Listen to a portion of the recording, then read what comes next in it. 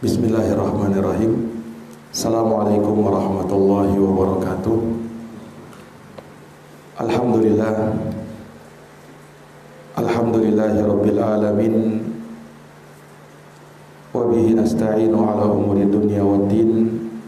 Asyhadu an la ilaha illallah wahdahu la syarikalah, ilahul awwalina wal akhirin.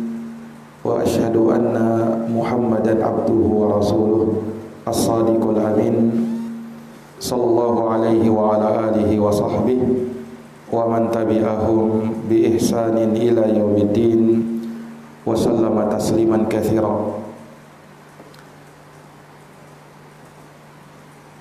Amma ba'd, ikhwani fid din, a'azzani Allah wa iyyakum.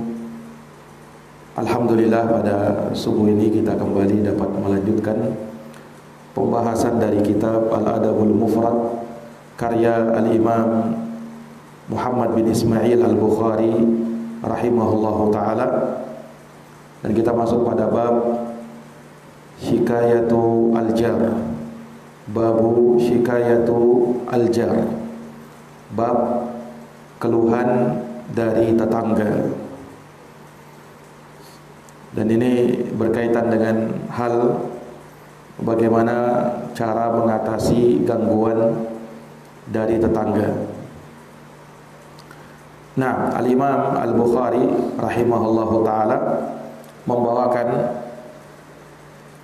hadis di dalam bab ini dari sejumlah hadis. Yang pertama, hadis Abu Hurairah radhiyallahu anhu qala qala rajulun ya Rasulullah inna li jaran yu'dhini faqala intaliq fa akhrij mata'aka ila tariq fantalaqa fa akhraja mata'ahu fajtama'a an-nasu alayhi faqalu ma sya'nuk qala li jarun yu'dhini fadzakartu lin nabi sallallahu alaihi wasallam faqala intaliq fa akhrij mata'aka ila tariq faja'alu yaqulun Allahumma al'anhu Allahumma akhzi fabalaghahu fa'atahu faqala irji' ila manzilika fa wallahi la u'dhika.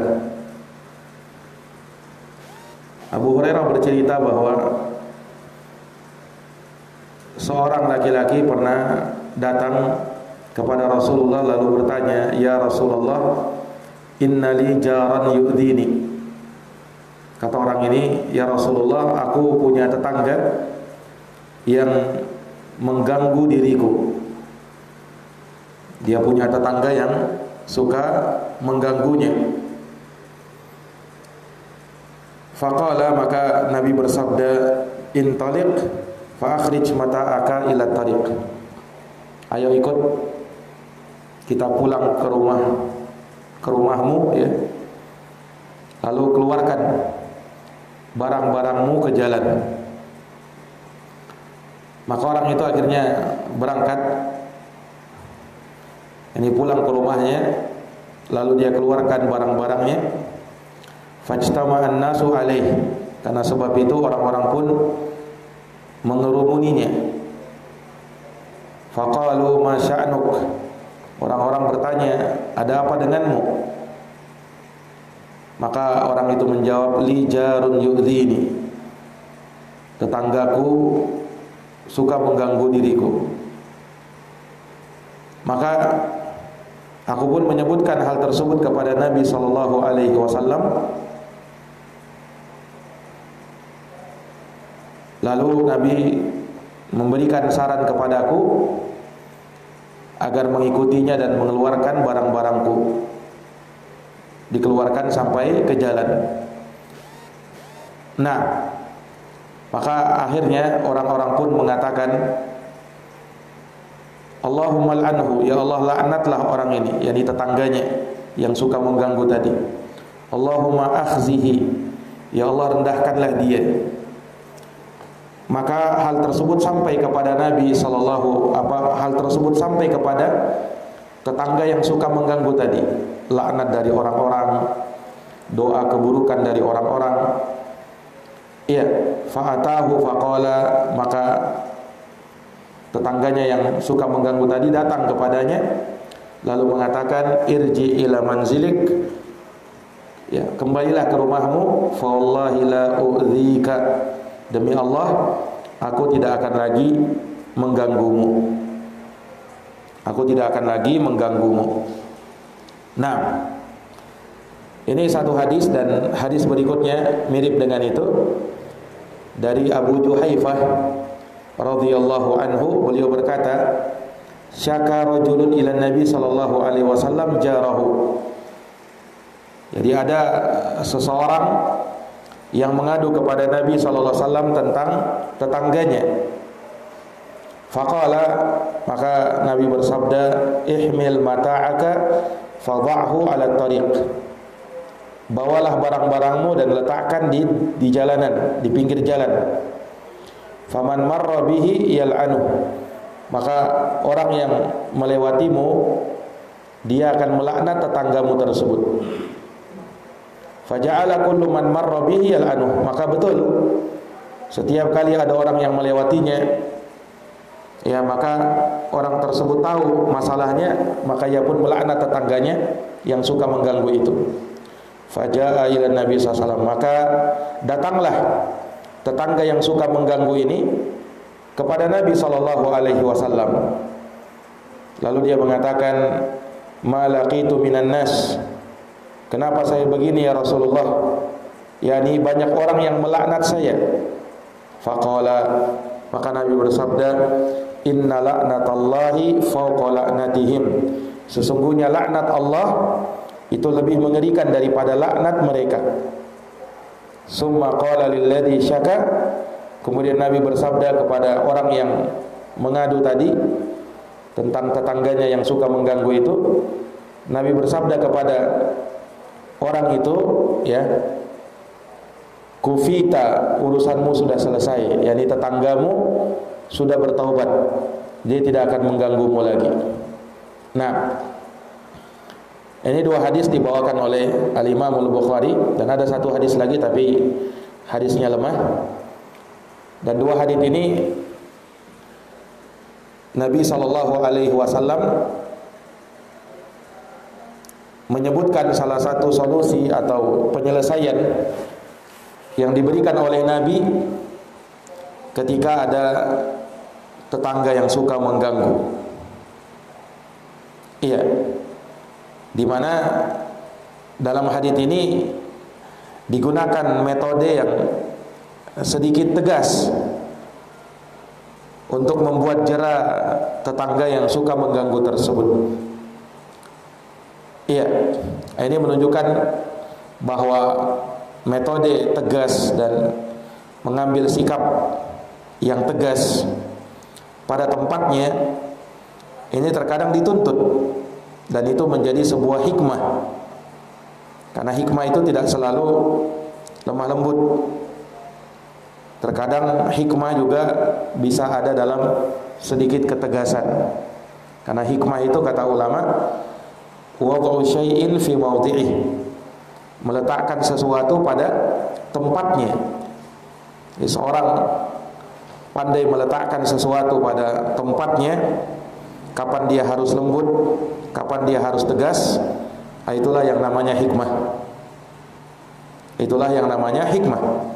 Rasulullah SAW di samping kelembutan beliau, rahmatnya beliau, tapi hal tersebut tidak menghalangi beliau untuk memberikan sikap ketegasan. Dan dalam kasus ini beliau sedikit menegasi tetangga yang suka mengganggu tersebut. Nah, sebagaimana dalam kisah yang disebut di dalam hadis ini, tetangga yang jelek, yang buruk, yang suka mengganggu baik dengan ucapannya maupun dengan perbuatannya. Iya, menyakiti tetangganya, menyakiti anak tetangganya, berbuat kejelekan terhadap barang milik tetangganya, kendaraannya dan semisalnya. Nah, intinya dia memberikan gangguan dan tidak bertakwa kepada Allah Subhanahu wa taala terhadap tetangga tersebut. Maka Nabi sallallahu alaihi wasallam memberikan satu bimbingan yang mana Nabi mengarahkan orang tersebut hal yang dengannya bisa mengobati masalahnya.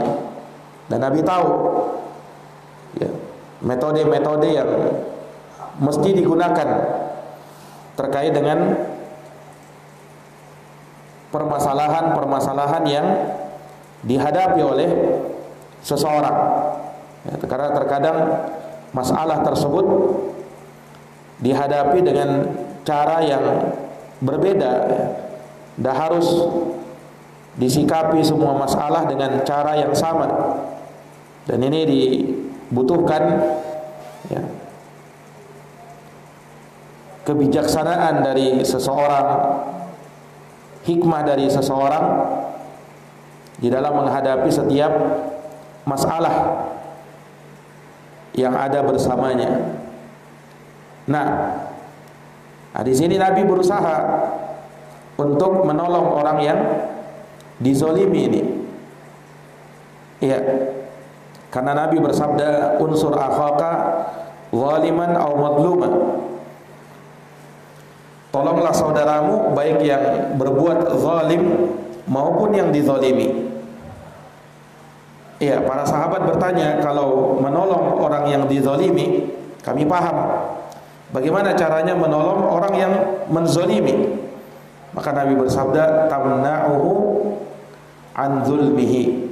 Kamu mencegah dia dari kezalimannya.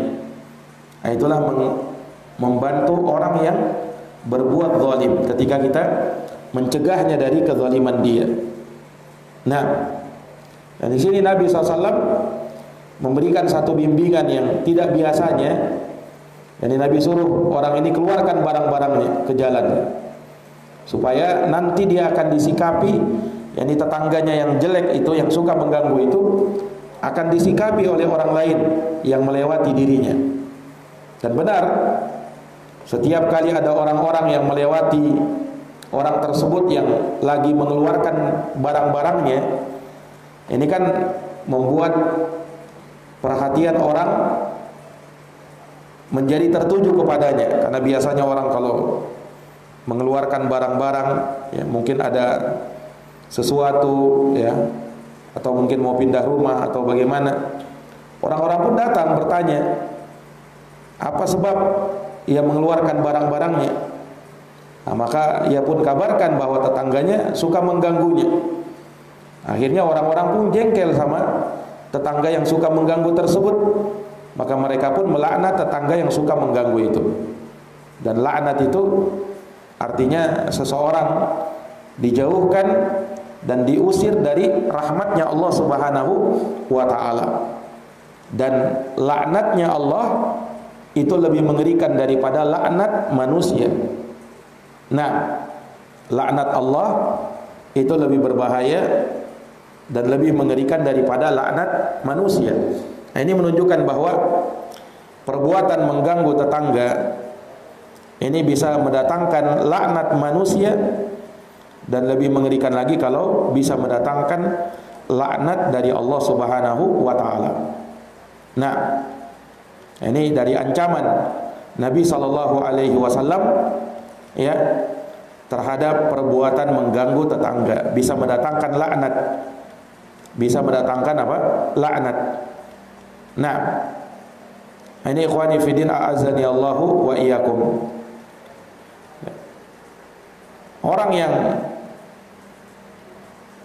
mengganggu tetangga ya, itu akan dipandang buruk oleh orang lain tentunya. Nah, fitrah manusia tentu tidak suka dengan gangguan dan tidak suka dengan orang yang mengganggu, baik mengganggu dirinya atau mengganggu orang lain. Iya. Maka itu akan mendatangkan celaan kepada orang yang suka mengganggu tersebut. Mendatangkan celaan, makian, bahkan doa keburukan dari orang yang suka mengganggu tersebut. Nah, ya makanya seseorang ya muslim hendaknya dengan tetangganya dia memperbaiki akhlaknya, bahkan kepada seluruh manusia ya, agar dia dijauhkan dari doa-doa keburukan dari orang lain. Nah, terkadang seseorang itu dibicarakan oleh tetangganya dan orang-orang pun mencelanya, mendoakan keburukan kepadanya disebabkan gangguan-gangguan yang telah dia berikan. Ya, mungkin bisa jadi dia sadari atau bisa jadi dia tidak menyadarinya. Bisa jadi dia tidak menyadarinya. Nah, ikhwani fiddin a'azani Allah wa iyyakum. Hadits ini menunjukkan kepada kita bahwa bolehnya seseorang itu jikalau dia tidak mampu ya untuk mengatasi gangguan tetangga, boleh bagi dia untuk melapor kepada pihak yang berwenang misalnya. Iya. Nah, orang ini melapor kepada Rasulullah sallallahu alaihi wasallam, yang Rasulullah adalah pemimpinnya kaum muslimin ketika itu. Nah, jadi kalau memang gangguan dari tetangga tersebut sulit dan tidak bisa diatasi, tidak bisa diselesaikan secara kekeluargaan misalnya atau secara personal misalnya, maka dia boleh melapor kepada pihak yang bisa menegurnya. Ya, kalau sekarang misalnya dia lapor ke ketua RT misalnya, yang bisa memberikan teguran atau peringatan kepadanya. Nah, jadi ini kita lakukan ya ketika misalnya kita sudah berusaha ingin menyelesaikannya sendiri, namun kita tidak mampu. Iya. Maka dalam posisi seperti ini ya, kadang dia butuh kepada pihak lain yang bisa menyelesaikan permasalahannya. Nah, ya karena dalam mengatasi gangguan-gangguan dari tetangga, ya maka tentu ada beberapa tahapan-tahapan yang dilalui ya supaya seseorang itu bisa selamat dari gangguan tetangga. Nah, ya misalnya dia gunakan cara bersabar ya dalam menghadapi gangguan tetangganya. Nah, ini salah satu cara juga yang pernah kita sebutkan kisahnya Imam Hasan Al-Basri itu, yang beliau bersabar, memilih untuk bersabar terhadap gangguan tetangganya yang sudah terjadi sampai puluhan tahun.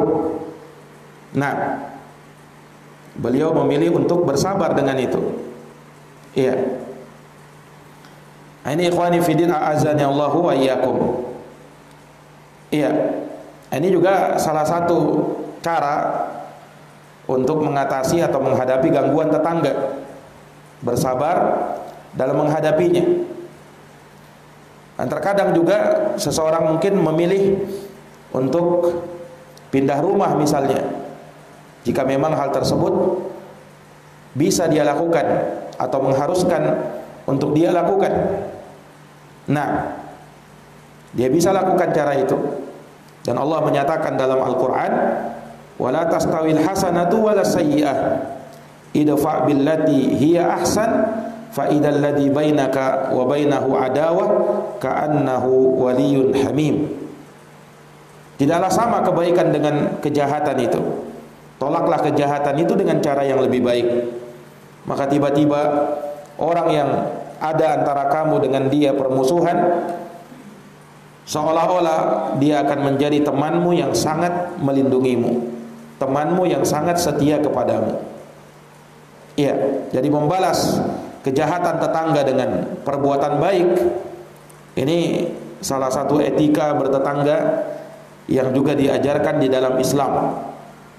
Iya. tidak membalas kejahatan dengan kejahatan yang sama. Iya.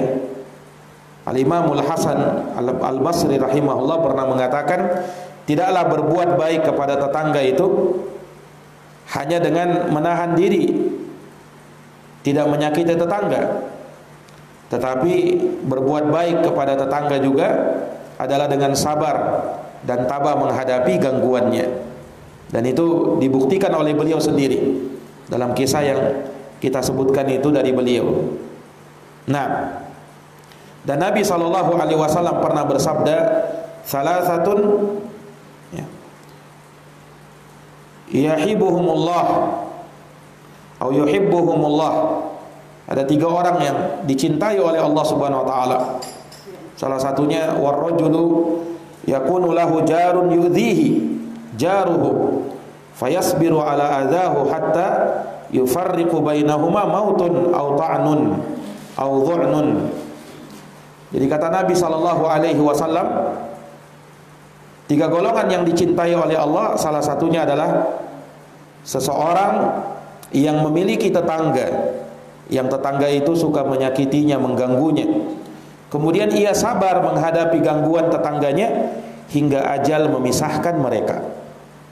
Itu 3 orang yang dicintai oleh Allah Subhanahu wa taala. Nah, ini salah satu cara mengatasi gangguan tetangga. Juga dengan cara berdoa, ya, sebagaimana diajarkan oleh Nabi sallallahu alaihi wasallam, Allahumma inni a'udzubika min jari su fi daril iqamah fa inna jaral badiyah yatahawwal. Ini hadisnya sudah kita sebutkan. Ya Allah, kata Nabi, aku berlindung kepadamu dari tetangga yang buruk di akhirat. Karena sesungguhnya tetangga Badui itu, ya, tetangga itu ya berganti-ganti, silih berganti. Nah, ini cara berdoa menghadapi gangguan tetangga. Kalau dia diganggu tetangganya, mungkin dia banyak berdoa kepada Allah supaya dilindungi dari gangguan tetangganya. Nah kalau memang juga sudah tidak bisa dihadapi dengan cara bersabar, ya, dan tidak mungkin bagi dia untuk pindah rumah, dan dia sudah banyak berdoa kepada Allah, ya, namun dia masih terus diganggu oleh tetangganya, maka di antara nasihat Rasulullah sallallahu alaihi wasallam, di antara bimbingan Rasulullah sallallahu alaihi wasallam adalah apa yang disebutkan di dalam hadis ini. Apa yang disebutkan di dalam hadis ini, yakni terkadang dia butuh pihak lain untuk mengatasi permasalahannya. Iya, untuk mengatasi permasalahannya. Ya, dia perlu melaporkannya kepada orang-orang yang bisa menegurnya, tadi seperti melaporkannya kepada ketua RT misalnya, atau orang-orang yang bisa menegurnya. Nah, ini diantara metode yang ditawarkan oleh Nabi Sallallahu Alaihi Wasallam. Iya, salah satu cara dari mengatasi gangguan tetangga. Dan bisa jadi Nabi SAW menyebutkan cara yang lain yang mungkin lebih halus. Tetapi seperti yang disebutkan tadi, bahwa Nabi itu menghadapi sesuatu masalah terkadang tidak dipukul rata semua sama, tetapi beliau melihat mana yang lebih bermaslahat, mana yang lebih bijak. Itu yang diperhatikan oleh Nabi Sallallahu Alaihi Wasallam. Iya. Dan itu yang hendaknya dicontoh oleh para alim ulama di dalam menyikapi masalah-masalah yang terjadi.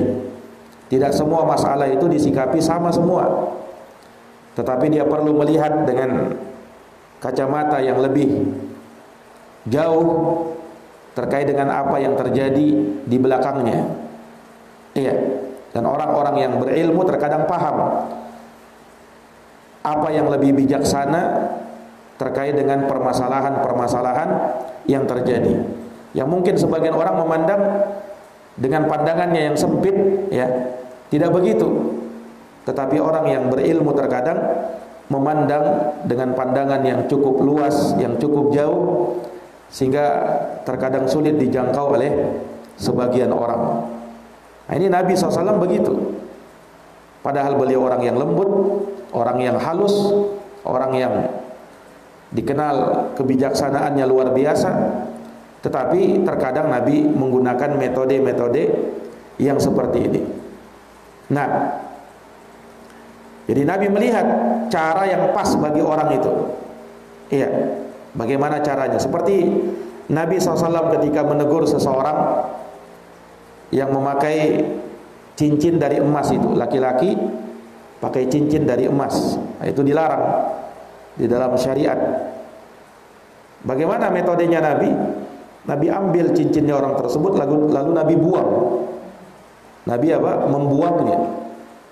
Nah, ini mungkin pada sebagian orang melihat, weh, kasarnya, ya kan? Tapi Nabi orang yang paling tahu situasi dan kondisi, bagaimana beliau harus bersikap. Dan benar terkait dengan orang tersebut, ketika Nabi sikapi begitu, orang itu langsung sadar. Bahkan dia tidak mau lagi mengambil cincinnya. Bahkan walaupun hanya untuk, bukan dipakai lagi, tapi sekedar dia kasih ke orang, ke istrinya misalnya, ke saudarinya. Dia bilang, aku tidak akan mau mengambil barang yang sudah dibuang oleh Nabi Sallallahu Alaihi Wasallam. Artinya betul-betul membekas. Betul-betul apa? Membekas. Nah, sikap yang seperti ini mungkin tidak bisa kita terapkan kepada semua orang. Ya, tetapi sikap seperti ini kita lihat kepada orang-orang tertentu yang bisa disikapi seperti itu. Ya, jangan sampai dia salah dalam bersikap, bukan justru kebaikan yang dia hasilkan, tapi justru keburukan. Nah, di sini pandai-pandainya seorang alim itu melihat, ya, apa yang mesti dia lakukan dari sikap-sikap, ya, terkait dengan masalah-masalah yang dihadapi. Nah, ini ikhwani fiddin a'azani Allah wa iyyakum. Jadi dalam kasus ini Nabi menyarankan kepada orang yang mengadu ini tentang tetangganya yang suka mengganggu itu, supaya dia keluarkan barang-barangnya. Ini kan cara, ya, orang supaya dia keluarkan barang-barangnya, supaya orang-orang nanti bertanya dan dia pun bisa memberitahu tetangganya yang buruk ini. Nah, orang yang masih punya hati, masih punya perasaan takut, ya tentu kalau disumpahi oleh orang lain, didoakan kejelekan oleh orang lain, maka dia tidak akan tenang dengan hal itu. Nah, dia tidak akan tenang dengan itu. Nah, tapi ini bisa jadi berbeda dengan sebagian orang, ya, yang mungkin tidak peduli dengan omongan orang. Ya. Nah, ini tentunya sikapnya lagi berbeda lagi. Ya. Mungkin lebih tegas lagi terkait dengan orang yang seperti ini. Mungkin bisa dilaporkan kepada pihak yang berwajib misalnya, kalau gangguannya sudah melampaui batas. Nah, ini ikhwani fiddin. Walaupun terkadang, ya, bisa jadi ada orang itu, tetangga itu, misalnya dia memberikan gangguan, cukup sekedar disampaikan atau bahkan mungkin di WhatsApp misalnya, dia langsung paham. Ya, dia langsung mengerti. Oh, rupanya ini mengganggu rupanya. Nah, saya harus perbaiki, ya. Langsung sadar dia. Jadi kurang bijak juga kalau misalnya ada sedikit masalah kemudian langsung main lapor-lapor, ya kan? Kalau misalnya masalah itu bisa diselesaikan secara personal terlebih dahulu, maka dia selesaikan secara personal. Ya, dibicarakan, diomongkan, ya kan? Jangan langsung saya laporkan langsung. Padahal mungkin tidak butuh untuk hal tersebut. Ya, karena kalau di zaman ini misalnya ada orang melaporkan tetangganya kepada pihak berwajib, ya, nah, itu mungkin bisa jadi masalah besar. Nah, ini ikhwani fiddin. Nah, maka seorang itu pandai melihat, ya, dari apa yang terjadi pada tetangganya. Ketika memang betul-betul dibutuhkan untuk dilaporkan kepada pihak yang bisa menegurnya, ya, atau bahkan kepada pihak yang berwajib, maka dia lakukan. Tapi kalau masih bisa diatasi, ya, masih bisa diatasi dengan kekeluargaan, maka dia atasi dengan kekeluargaan terlebih dahulu. Nah, seperti yang tadi kita sebut, cara mengatasi gangguan tetangga itu tidak satu sikap, ya, tapi dia pandai melihat mana yang terbaik bagi dirinya dan tetangganya yang suka mengganggu tersebut. Dia lihat mana yang terbaik bagi dirinya dan tetangganya yang suka mengganggu tersebut. Nah, ikhwani fiddin a'azani Allah wa iyyakum, di dalam hadis ini ada beberapa faedah juga yang bisa kita ambil, bahwa di antaranya hadis ini menunjukkan bolehnya ghibah pada sebagian kondisi. Ghibah itu asalnya diharamkan, tetapi dalam kondisi mengadukan seseorang akan kejelekan orang lain, dia adukan kepada penguasa misalnya, kepada pihak yang berwenang, dia perlu menyebut dari kejelekan-kejelekan orang yang dia adukan. Itu kan ghibah juga, tetapi ini ghibah yang dimaafkan, ya, dalam rangka supaya orang tersebut berhenti dari kezalimannya atau bentuk melampaui batasnya. Itu disebut oleh Imam An-Nawawi rahimahullah dari ghibah yang dimaafkan, ketika seseorang itu mengadukan kejelekan orang lain kepada penguasa supaya dia berhenti dari kejelekannya. Nah, dan di sini menunjukkan kepada kita bahwa seseorang terkadang butuh untuk berdiskusi dengan penguasanya atau dengan orang-orang yang ditokohkan, ya, orang-orang yang bisa menegur dari pihak-pihak yang berwenang, ya. Demikian pula kepada alim ulama dalam permasalahan-permasalahan yang berkaitan dengan masalah umum, masalah kemasyarakatan. Nah, dia perlu berdiskusi, ya, kepada orang-orang yang seperti ini. Nah, supaya dia bisa mendapatkan solusi dalam permasalahan-permasalahan yang dia hadapi.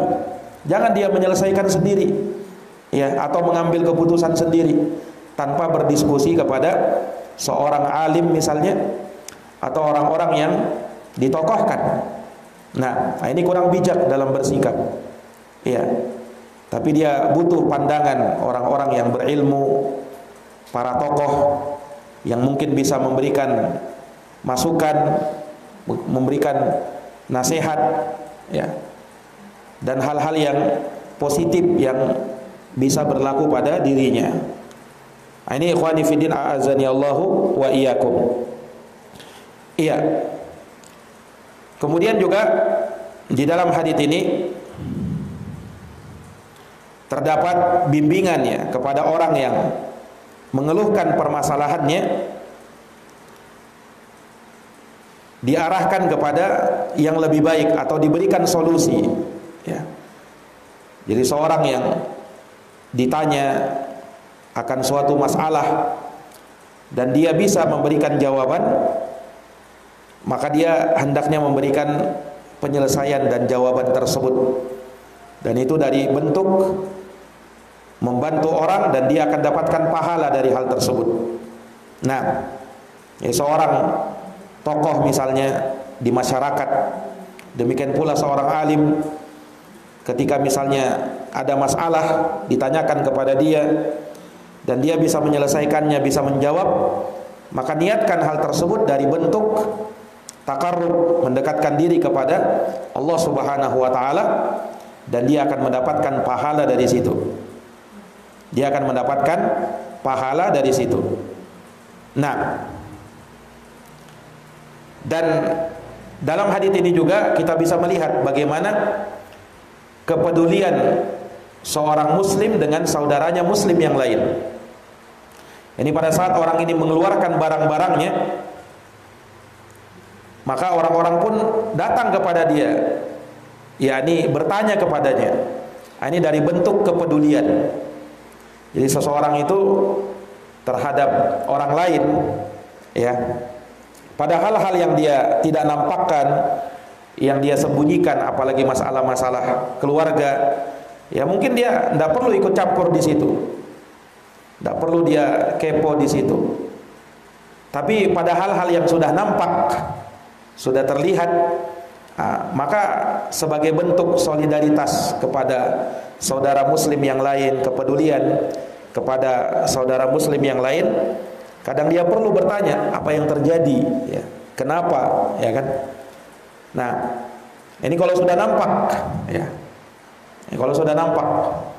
Jadi ini bukan artinya ikut campur dengan urusan orang. Kadang kan sebagian orang kalau ada sesuatu masalah, dia langsung bilang, jangan ikut campur masalahku, dia bilang. Ya kalau memang masalahmu tersebut ya masalah yang masih sifatnya privasi atau tidak dinampakkan, ya orang tidak akan mau ikut campur. Tapi kalau kau sendiri sudah menampakkannya, ya maka itu akan mengundang pertanyaan orang lain. Nah, sama dengan orang ini kan, ketika dia bermasalah dengan tetangganya, dia keluarkan barang-barangnya atas bimbingan Nabi SAW. Nah, orang-orang pun sebagai bentuk kepedulian tentu bertanya kepada dia, kenapa? Nah, ini menunjukkan kepada kita demikianlah seorang muslim itu hendaknya punya solidaritas, punya kepedulian kepada orang lain. Jangan ada orang misalnya terjadi sesuatu, dia tidak peduli, dia lewat-lewat saja. Padahal mungkin bisa jadi itu tetangganya, bisa jadi itu kawannya. Kadang perlu dia tanya, masalahnya apa, ya kan? Ya, siapa tahu bisa bantu dan seterusnya. Nah, ini dari bentuk kepedulian, ya, dan kita bisa melihat bagaimana pergerakan manusia, ya, terhadap kezaliman atau melawan kezaliman. Ya, ini dari hal-hal yang bisa mengobati. Nah, hal-hal yang bisa mengobati. Kemudian juga terkait dengan laknat, ya, laknat kepada orang-orang yang mengganggu tetangga itu nyata, ya, karena secara fitrah manusia tidak suka dengan orang yang suka mengganggu. Maka orang pun kadang mencelanya, mendoakan keburukan kepadanya, melaknatnya. Nah, dan ini dari hukuman orang-orang yang suka mengganggu tersebut. Dan hukuman kadang itu ya bisa berasal dari manusia.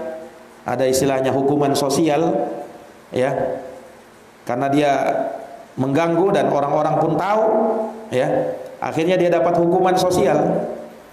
Ya, kalau di masa sekarang mungkin dia pun akhirnya dibully sama orang-orang, ya akibat perbuatannya sendiri.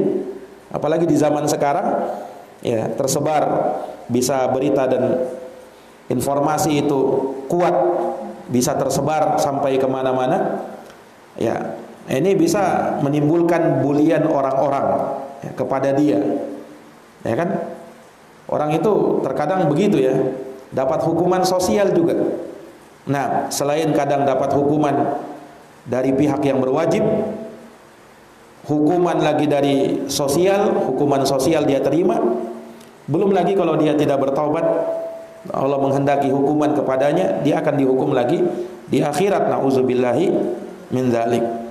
Nah, dan ini juga menunjukkan bahwa pentingnya ada bentuk ta'awun, saling tolong menolong dalam kebaikan dan ketakwaan. Tolong menolong di dalam menolong orang lain dari kezaliman orang lain. Ya, dia bantu. Ini kan sebagai bentuk bantuan masyarakat kepada dia, supaya dia terlepas dari kezaliman orang tersebut. Nah, dan ini memberikan manfaat, ya, dan hal tersebut bisa memberikan efek jera kepada orang yang suka mengganggu tersebut, kepada orang yang suka mengganggu tersebut. Nah, ikhwani fiddin, a'azani Allah wa iyyakum.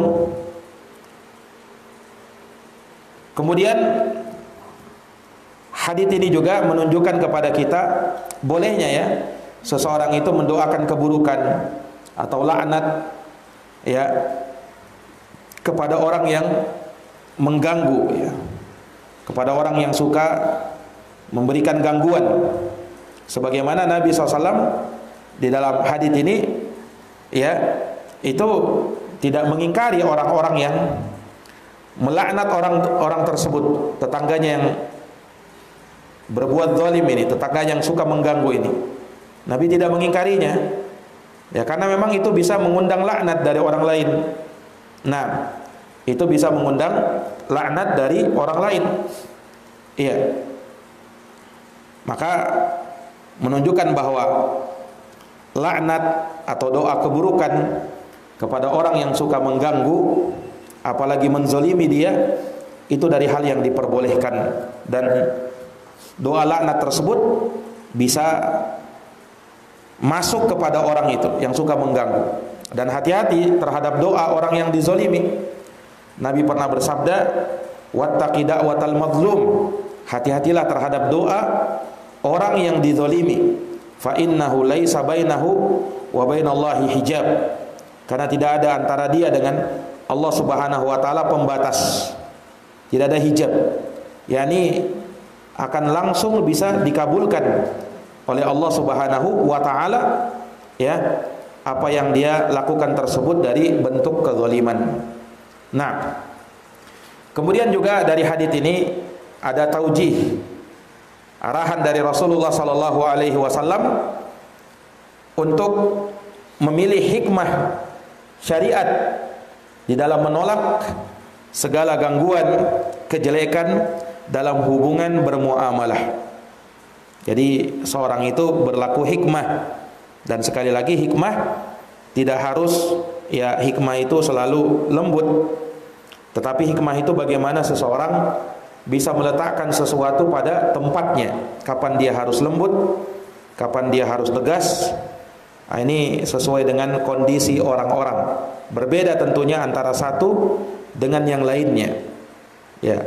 Sikap-sikap yang kita tampakkan, yang kita munculkan itu berbeda, ya. Demikianlah Nabi SAW menyikapi para sahabatnya pun berbeda-beda, tidak satu atau sama semua, ya.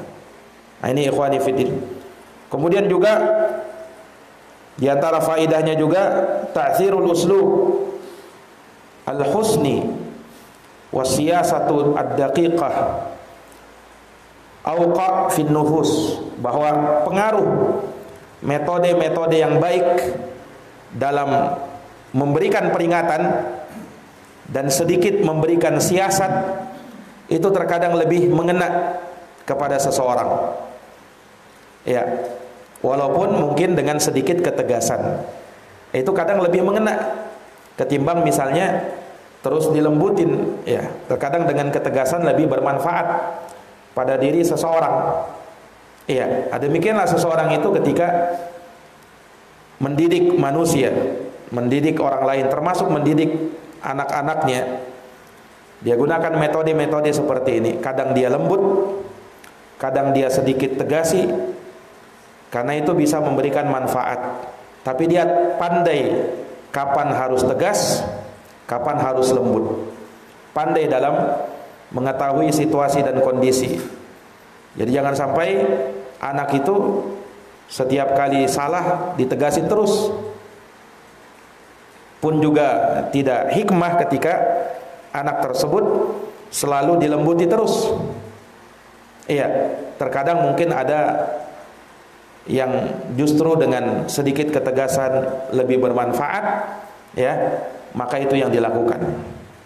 Nah, kemudian juga dari hadits ini, ya, menunjukkan kepada kita bahwa muamalah yang buruk dengan tetangga itu selama-lamanya tidak akan diridhoi oleh orang-orang yang mulia dan orang-orang yang berakal. Ya, tidak ada yang setuju dengan tetangga yang suka mengganggu. Tidak ada yang setuju dengan dia. Semuanya mencelanya. Siapapun itu, baik orang yang beragama atau yang tidak beragama, baik dia muslim atau bukan muslim, semuanya akan mencela perbuatan buruk dari mengganggu tetangga. Karena ini dari hal yang disepakati oleh seluruh agama, ya, bahwasanya hal tersebut bukan hal yang baik.